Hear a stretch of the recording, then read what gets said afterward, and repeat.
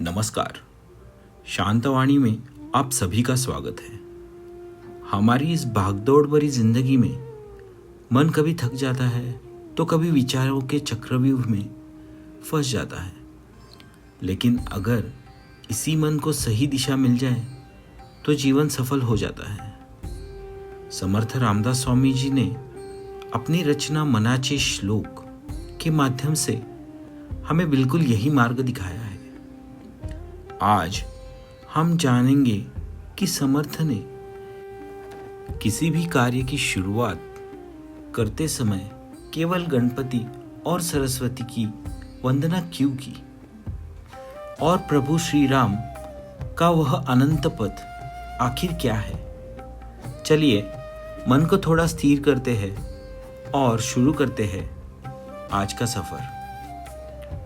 गणाधीश जो ईश सर्वा गुणांचा, मुळारंभ आरंभ तो निर्गुणाचा, नमो शारदा मूळ चत्वार वाचा, गमू पंथ आनंत तो राघवाचा। समर्थ रामदास स्वामी ने भी महान कार्य की शुरुआत अहंकार को त्याग कर ईश्वर के चरणों में नतमस्तक होकर की। इसका अर्थ कुछ इस तरह से है कि श्री गणेश का स्वरूप सगुण और निर्गुण।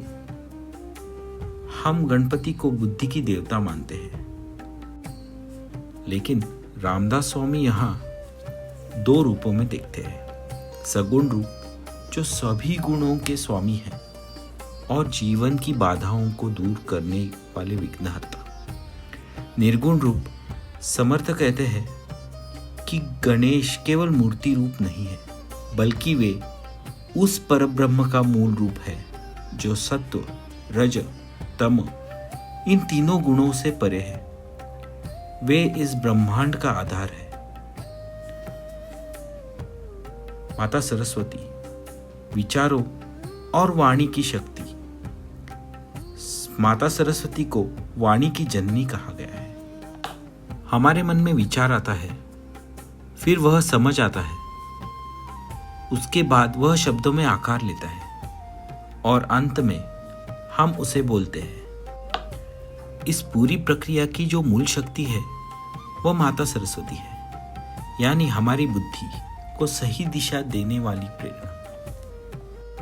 कार्य का संकल्प और मार्ग केवल वंदन करके रुकना नहीं है, बल्कि राघव के मार्ग पर चलना है। नैतिकता, सत्य और अनुशासन का मार्ग, एक ऐसा मार्ग जो समय के साथ कभी मिटता नहीं। संक्षेप में कहा जाए, कोई भी सत्कर्म करते समय हमारी बुद्धि स्थिर होनी चाहिए और हमारी वाणी शुद्ध होनी चाहिए। जब बुद्धि और वाणी शुद्ध होती है तभी मनुष्य प्रभु श्री राम के आदर्श मार्ग पर चलने में समर्थ होता है। यह केवल एक धार्मिक विधि नहीं, बल्कि खुद को आंतरिक और बाहरी रूप से अनुशासित करने की एक पद्धति है। मनाचे श्लोक केवल काव्य पंक्तियां नहीं है, बल्कि यह जीवन जीने का विज्ञान है। आज तो हमने बस शुरुआत की है। आने वाले भागों में हम अगले श्लोकों के अर्थ और उनके रहस्यों को उजागर करेंगे। अगर यह वीडियो आपको पसंद आया है तो इसे अपने प्रियजनों के साथ ज़रूर शेयर कीजिए। चैनल को सब्सक्राइब करना ना भूलिए, ताकि हम भक्ति के इस सफ़र में साथ बने रहें। धन्यवाद। श्री राम समर्थ।